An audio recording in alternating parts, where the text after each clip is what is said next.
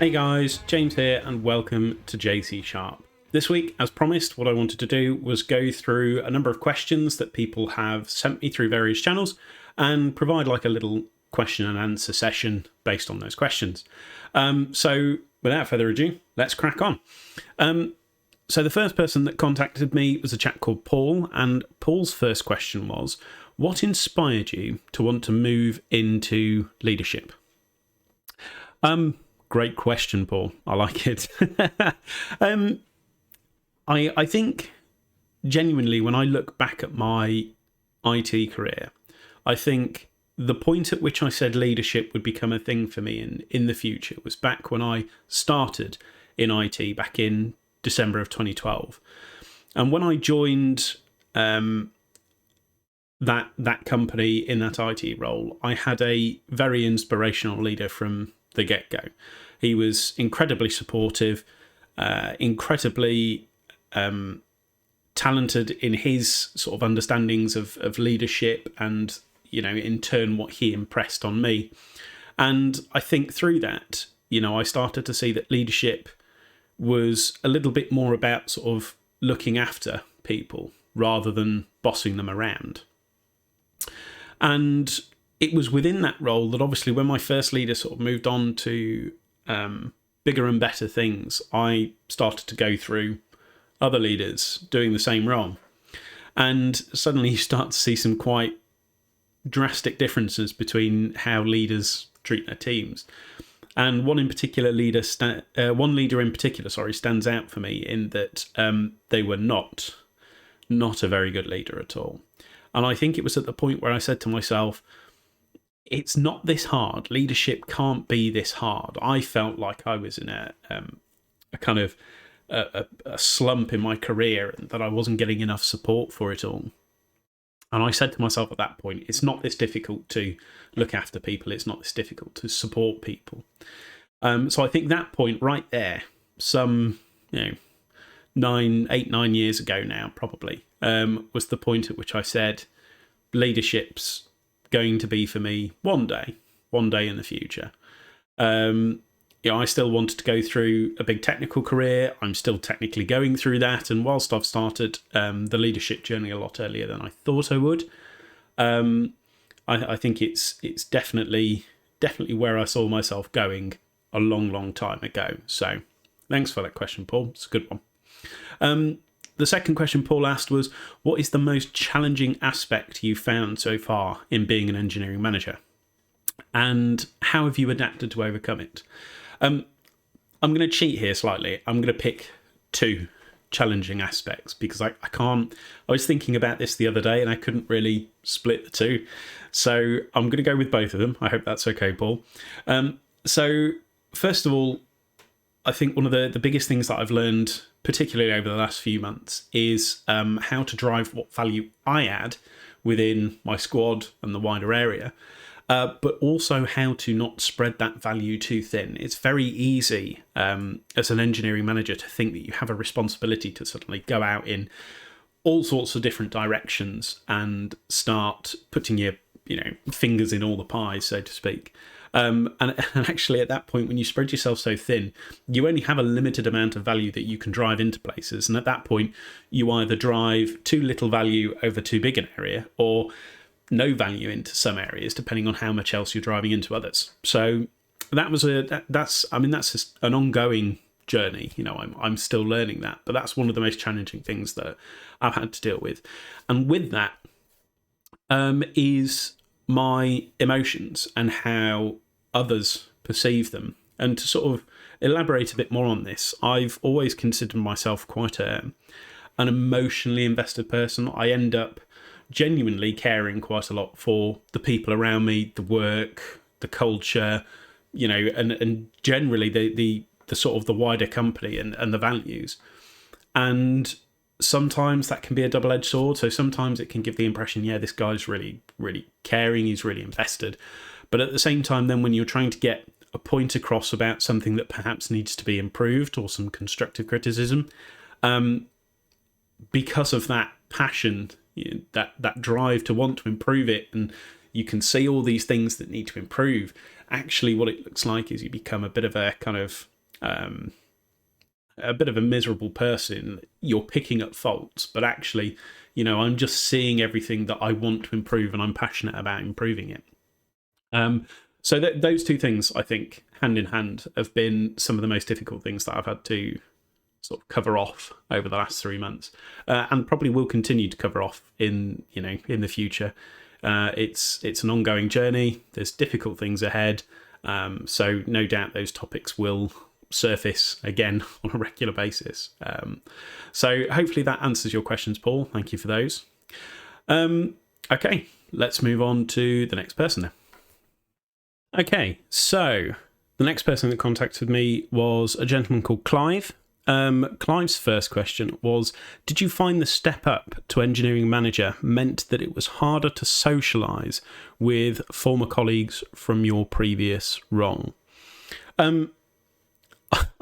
Genuinely, that's a really, really good question. I think it's fantastic. So let me talk a little bit about when I was offered the role and where I was in my head around my journey to leadership, and why I chose what I chose. So back in April, when the leadership team came to me and said, look, we recognise you've got some talent for leadership. Would you like to do an engineering manager role?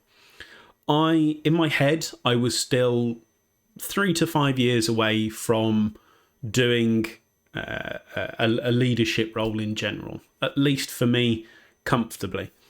And the reason I was at that point was because I'd only just got my sort of senior engineer promotion, albeit I'd been working at that level for a while, so it was just a kind of April recognition for the work that I'd been doing. But I wanted to make sure that I had that journey in senior for a little bit longer before I started to look at the whole people side of things. But the opportunity that I was given was obviously to lead half of the team I was in currently in a team split. So, there were challenges with that. So first of all, I felt comfortable doing leadership in 3 to 5 years, but probably with a team I didn't know. My whole thinking of it was I would go off somewhere else, apply for a sort of junior engineering manager or associate engineering manager role in another company, take on another team of people I didn't know, in a culture I didn't know, with work I didn't know, processes I didn't know. So I felt that 3 to 5 years was a reasonable period to kind of get to a point where I was comfortable taking on unknowns in that kind of capacity. But here I was given an opportunity to do it where everything was very comfortable. I was very well informed on the technology underneath what we supported, the work that we were doing, the roadmap that we had, the people and the culture that we grew within the squad.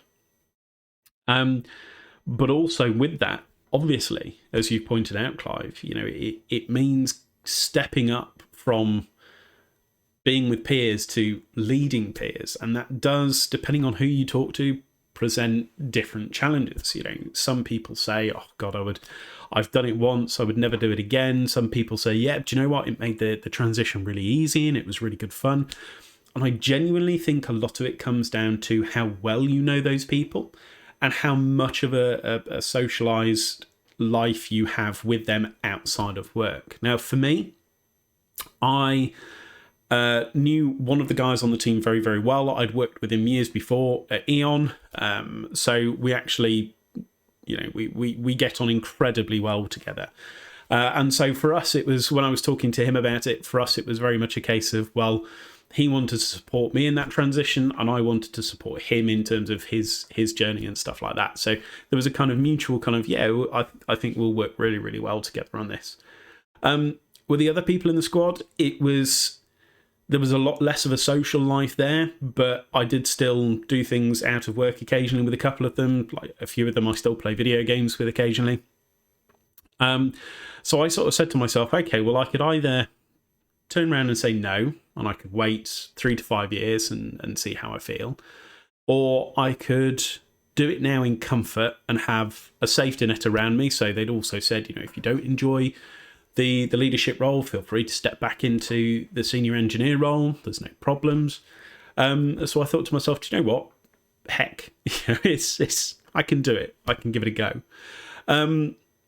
Did it mean that it was harder to socialise with former colleagues? I don't think so. We still get on incredibly well.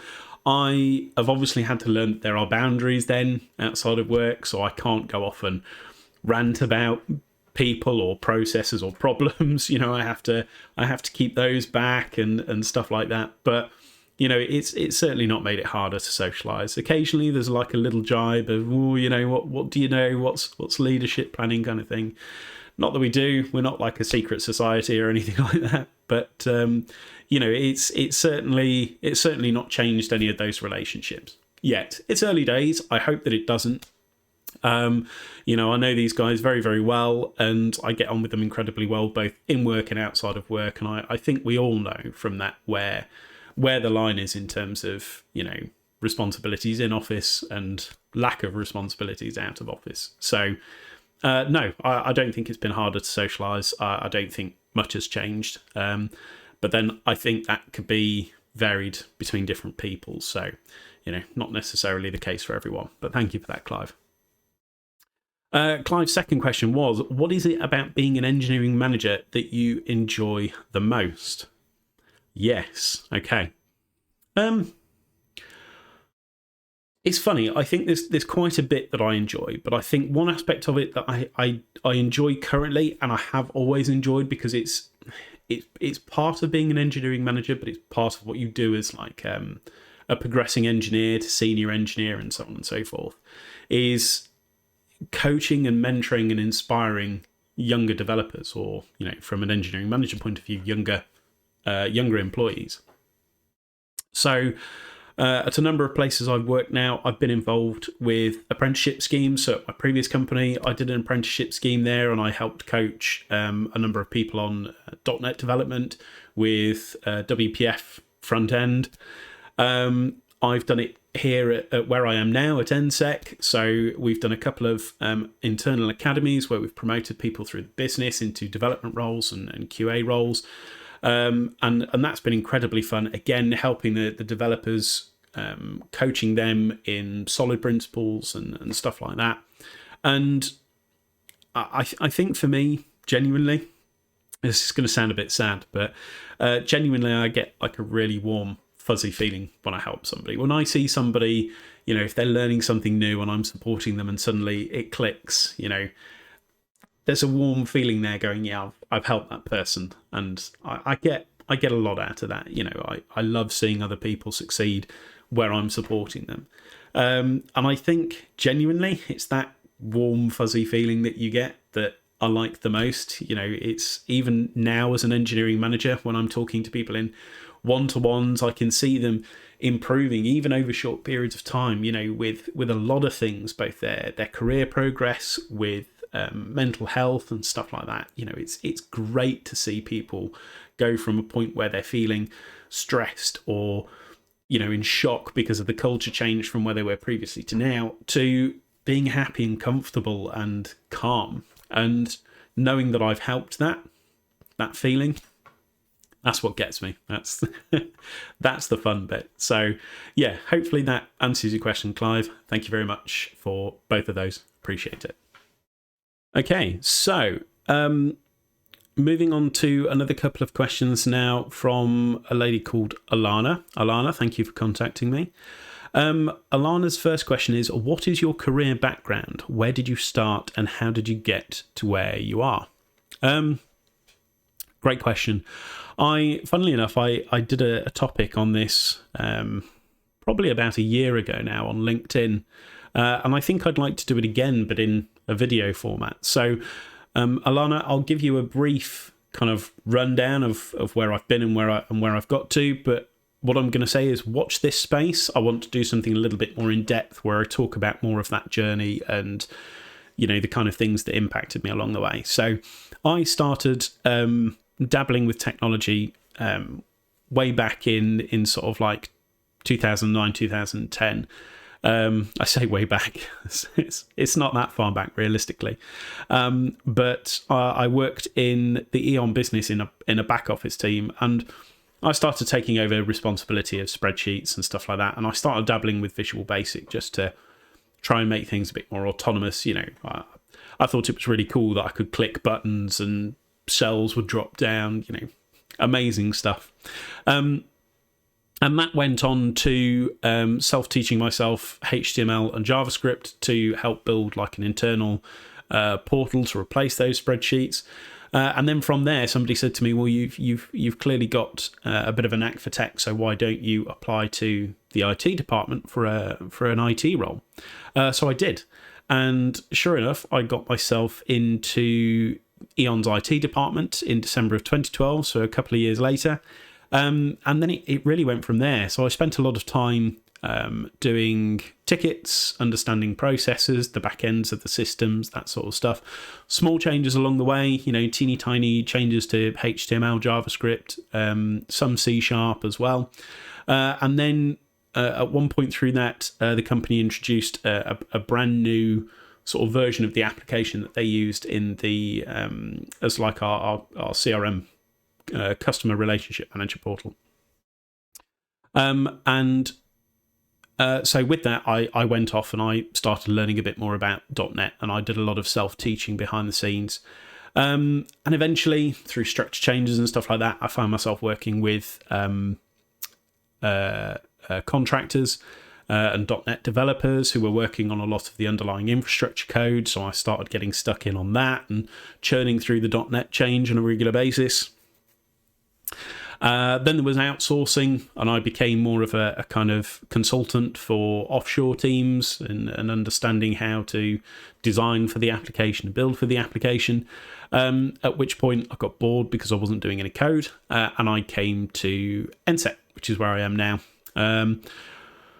Dropped into NSEC as a mid-level developer, started building my career up, got promoted to senior engineer. This is a very whirlwind tour, isn't it? And then got offered the opportunity to be an engineering manager, and then 9 months down the line, here I am. So there you go. Whirlwind tour, but I do really want to go into that in a bit more depth and talk a lot more about some of the things that have impacted me over that time. So, like I say, Alana, thank you for the question, but watch the space. I want to do something more on this in the new year, so hopefully then there'll be a lot more detail for you, and it might be more interesting. So thank you for that one. Alana's second question was, you talk a lot about leadership and management being different. Yes. But how are they? Good question. Yeah. It's funny. I see this a lot. Ironically, it's one of the things I don't like about my role title, and it is just a title. Let's be honest, it doesn't really matter. But the title of engineering manager, for me, the word manager and the word leader are very different, and they have very different implementations, I suppose, for want of a better term. So just thinking off cuff, for me, the difference between managers and leaders, for me, use power and control to accomplish, basically. So it's all about throttling the squad, beating them with a stick, monitoring performance, simple things like from when I was back in some of those kind of environments, making sure you were in the right phone codes when you went onto the toilet break and stuff like that. It's not a culture that allows people to be autonomous, to think for themselves. So power and control. Whereas for me, leaders are about influencing. They're about enabling and motivating, and that's a key difference. The leaders aren't there to crack the whip and get people working on stuff based on control. They're there to sort of give people the autonomy, enable people to think for themselves, and ultimately create their own path, steer their own careers. And I suppose the other differences then is in terms of the results that people see. Leaders, to me, praise success to help drive performance. I will never pick faults, or I try not to pick faults. I think where criticism and constructive criticism is due, it's got to be given. But for the most part, leadership is about looking for the positive things that people are doing and praising it and encouraging the repetition of those behaviours. Whereas management for me is always about finding the faults. It's about finding what went wrong. It's never about looking at the successes, never sort of saying, oh, this went really well. It's always about going, yeah, but this didn't work and that didn't work and this failed. So I think as like a brief kind of split between, managers, power and control and finding faults, whereas leaders inspire, enable, motivate and, praise success to drive the performance. I think with that, naturally, there is overlaps. So good leadership, I think, does obviously need some management in certain situations. I'm not saying that good leaders don't need to manage people or situations, at some point during their careers. But I think that overlap is only when necessary. The key differences are still there. And for me, I go by one quote that I was given many, many years ago when I was first sort of introduced to the concept of leadership. And that's a quote by Simon Sinek. And that is that being a leader isn't about being in charge. It's about taking care of those in your charge. And I think that sentence right there really defines the key differences between leaders and managers. And it's a sentence that I try and live by every day when I'm working with my team. It's not about cracking the whip and making them work. It's about looking after the people, making them feel valued, making them feel heard, and giving them an opportunity to be autonomous, enabling them. So hopefully, Alana, that answers your questions. Thank you very much for emailing in. Appreciate it. Okay, so on to the last two questions now. So this first one, the person that sent this in has kindly asked to be remain anonymous. But this person asks, when you set this channel up, what were your expectations and goals? Yes, a fair question. So I originally set this up literally about a year ago now, I think. And the intention back then was to try and do technical stuff. So it was all part of my journey towards being a senior engineer, was solidifying my technical knowledge and helping others to learn. And so with that, I started off doing some videos on solid principles first, so overviews, and then each subject deep dived in a simpler form as I could possibly make it. And then I think there was a couple of other videos done around refactoring, and I still have technical stuff planned. But over the course of this year, with the push into leadership, the channel went quiet for a long period of time. And then the content sort of changed direction because I felt like it needed to. I figured that it would be good to bolster my journey into leadership in the same way I had tried to with senior engineering by doing these kind of videos, these kind of discussions. So back then, my intentions were that, it's funny, people say to me, are you after thousands of views and likes and monetization? And genuinely, I'm not. I'm really not that bothered. I'm very happy in the role that I do. I'm very happy with what I get paid and stuff like that. I'm genuinely not interested about making any additional money on the side. So, whether that happens years down the line, who knows? But so my initial goals were just to help people. If one of those videos helped one person understand something about solid principles or about some refactoring elements, then I was good. I was really happy. And with that, I think initially I was really blown away by the reception that I got. I think my first video was, I should probably know this because it was my first video, but I think it's, over 100 views, several likes. That for me was way more than what I expected. And since then, that training material has been used internally where I work. We've used it for a couple of training sessions with associate developers through an academy. And we've also had it sort of put on internal wiki pages when talking about Solid and linking to the videos for for like a sort of visual overview. So, you know, for me, it's been, the expectations and the goals have been sort of blown out the water a bit because, you know, like I say, I just did it to try and help people. And that's all I'm doing now. You know, with the leadership stuff was about providing some context for people who were also going through that journey. There's loads of stuff out there of leaders that have gone up and become like technical partners and CTOs in companies and then talked about their career.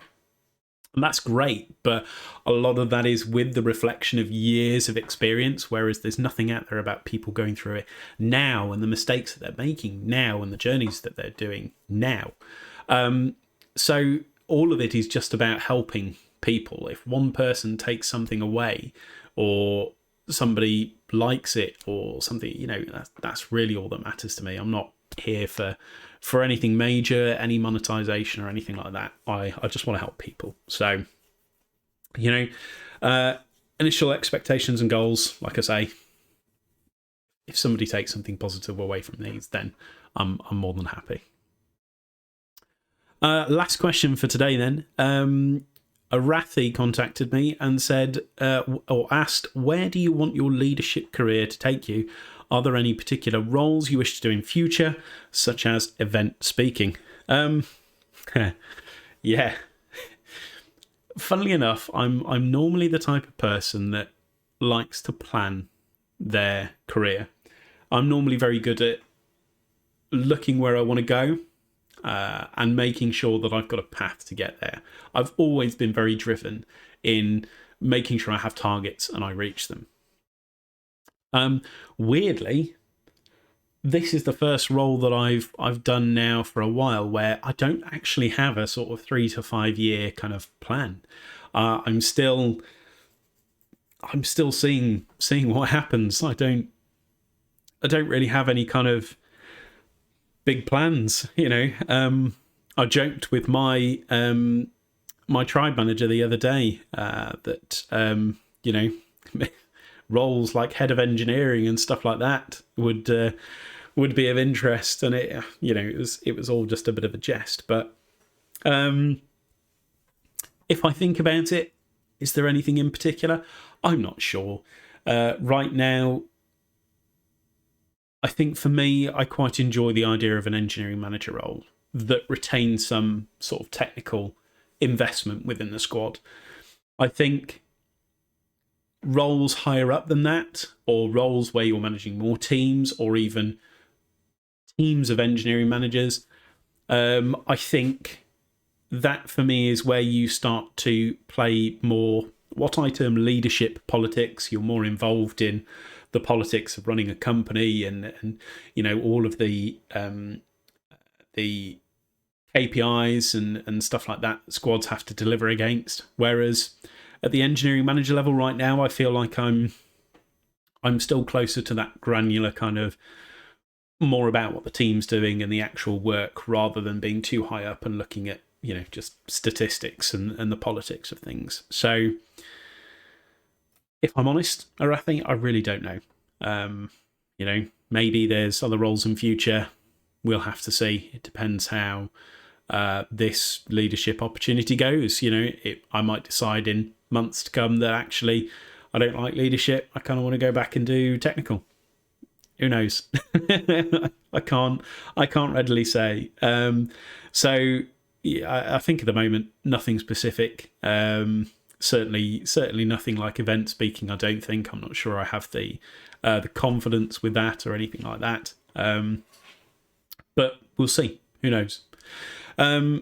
So there we go. That's today's video. Thank you very much to everybody that has contacted me with various questions. It's been great to read them and to get the grey matter ticking over about some of them. If anybody else off the back of this has more questions, you know, please feel free to contact me. There's all manner of ways you can. LinkedIn, Twitter, email, it's all linked on the YouTube channel, so please feel free to get in touch. What I'm hoping to do in terms of content for the rest of this year, it's probably worth mentioning that I would like to do an open reflection with everybody about the journey that I've done over the last 12 months. I generally reflect on the last year every year anyway, and I figured that this year I would do it via YouTube and be open and honest with everyone. So that's something I'm hoping to do before Christmas. So yeah, watch this space, and I hope you've enjoyed this video. Thank you for watching. If you have, don't forget to hit the like, and if you're enjoying all the content that I've given you so far, or you're interested in seeing more, please hit subscribe and don't forget to ring the bell for the notifications. In which case, until next time, I'll see you then. Thanks very much. Bye-bye.